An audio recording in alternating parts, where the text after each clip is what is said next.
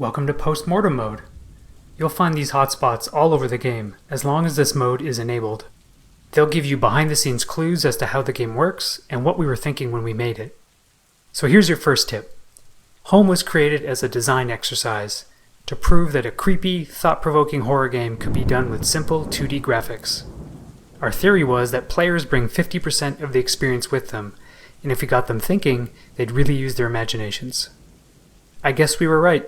Home quickly became a hit. Even today, people still contact us to ask questions or to tell us their theories of what is going on. If you want to turn this mode off, you can do so at any time by pausing the game and going into the options menu.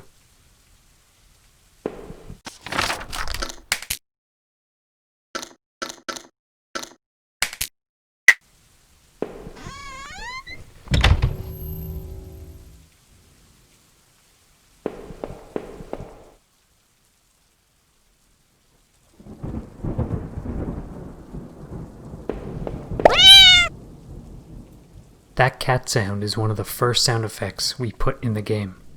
It's also a sound I use as a debug test. So I've heard that cat meow thousands of times since Home was first released.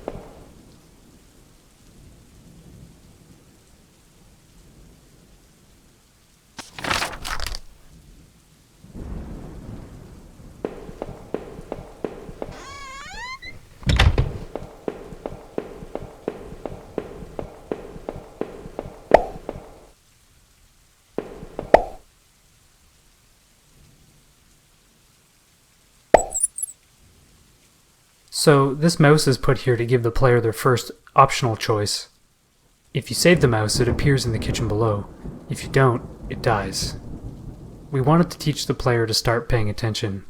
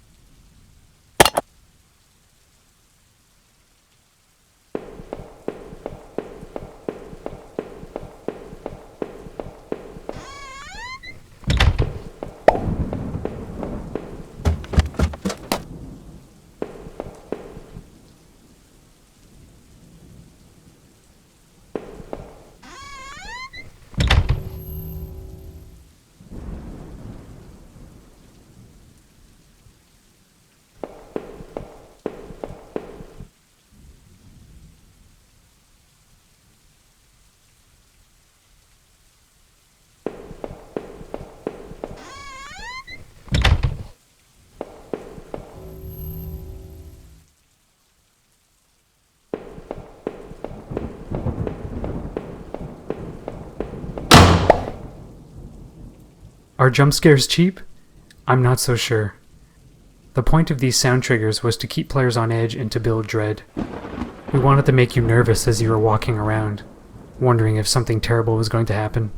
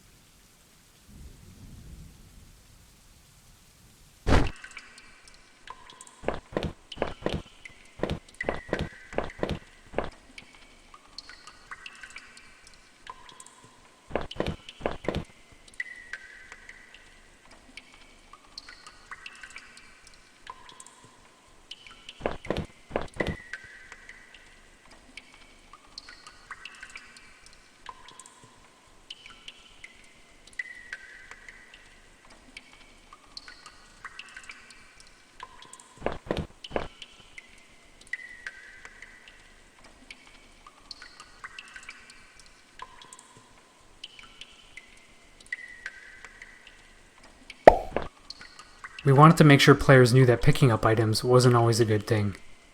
And the way this is written is supposed to cause players to reconsider every item they see.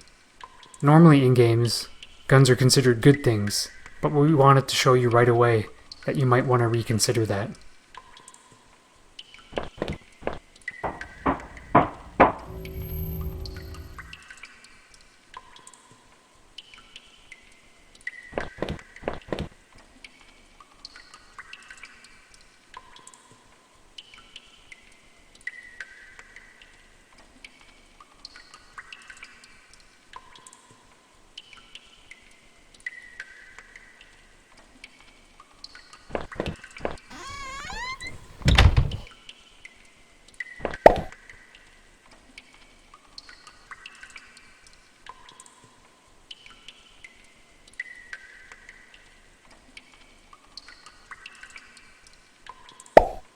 If you didn't find the photo in the house above, this text is different.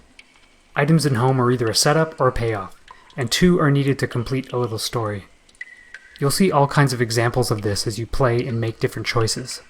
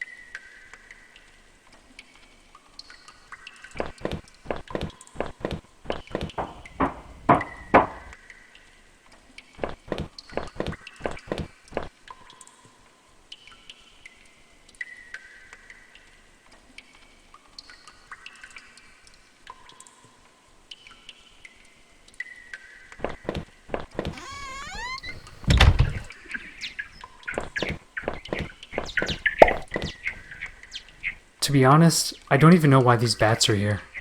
Probably because creepy bats that fly at you seem like a good horror idea. If you trigger the bats here, you'll see them again later on in the game. That's another example of a setup and a payoff.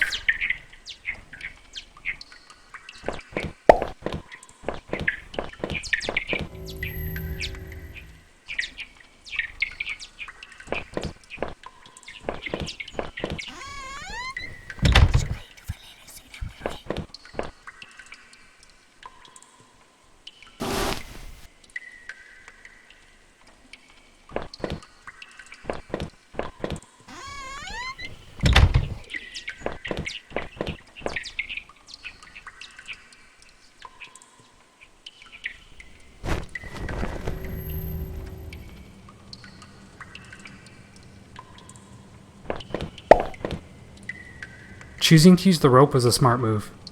Otherwise, you'd be limping for the entire game. It also makes a pathway later on easier to access.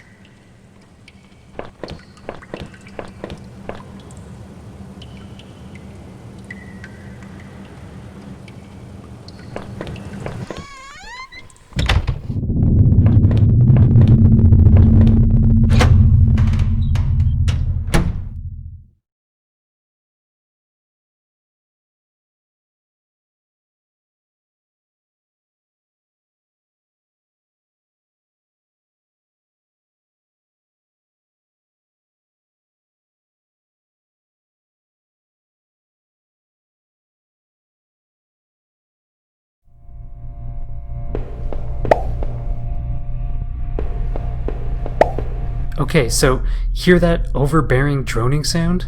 Keep paying attention. I'll explain again in the next area what we're doing here.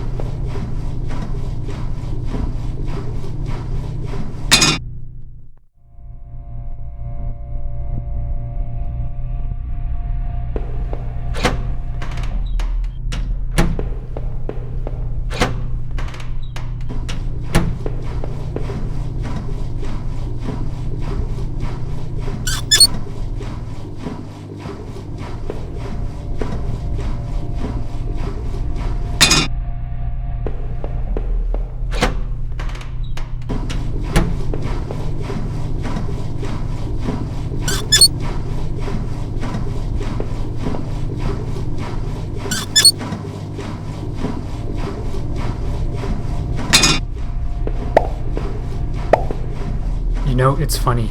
Even today, some players get tripped up at what to do here.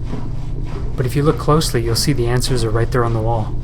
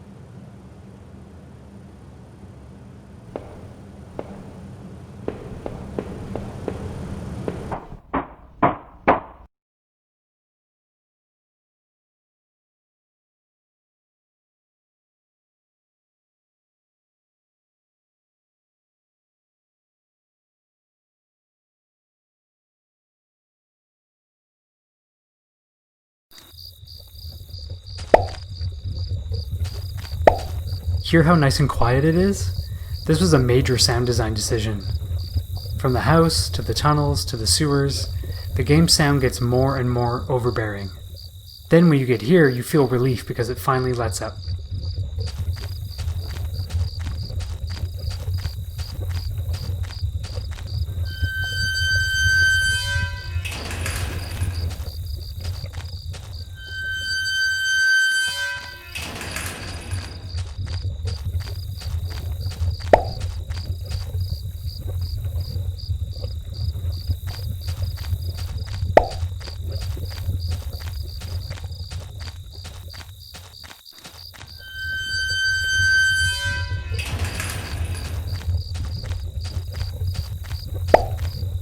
Players often think the scribble here says poison, but the truth is I just randomly wrote some nonsense to make it look like graffiti.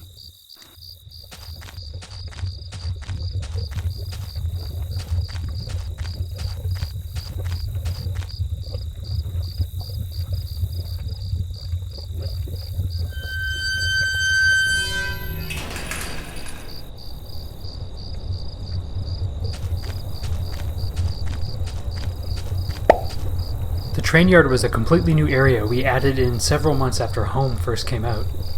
We didn't tell anyone that it was there, just that if players paid attention they could find new places like this. I don't know what it is about train yards that are so fascinating. I guess it's just that you shouldn't be there, so they have this weird, mysterious appeal to them.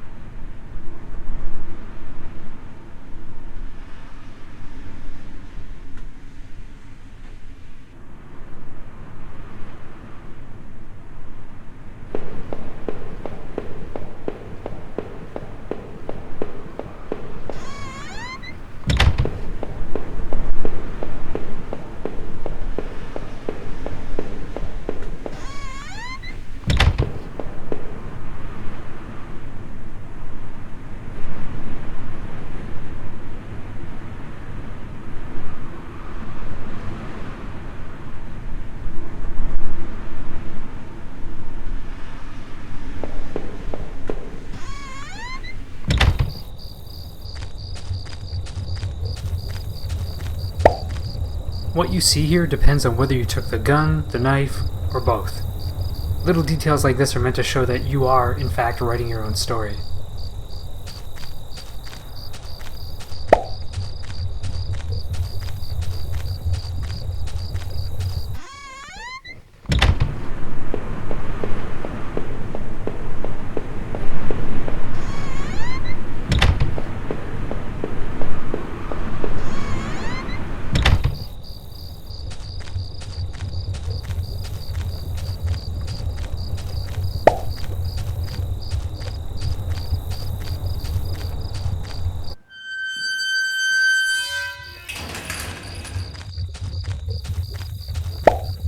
Players often think the scribble here says poison, but the truth is I just randomly wrote some nonsense to make it look like graffiti.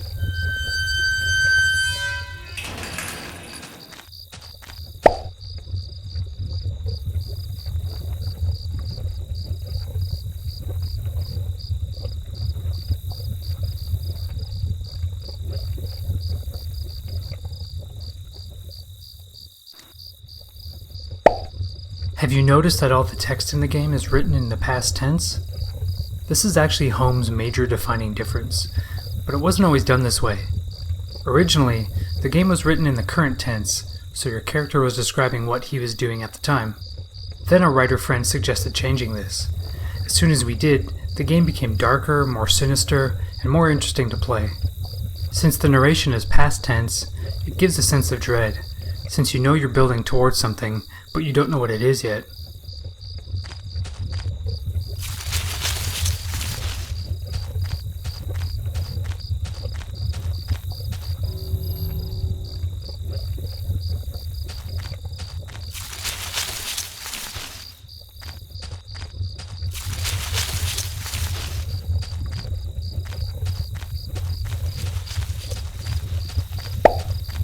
This list of names, which you can also see in the desk back in the tunnels, has a theme. All of the names are based on plants or flowers. I guess we figured if there was a serial killer going around, he'd have a pattern. You'll notice that not all the names are crossed out, suggesting that some targets hadn't been dealt with yet. One of them is Holly, who just so happens to be the star of our next horror game, Worse Than Death.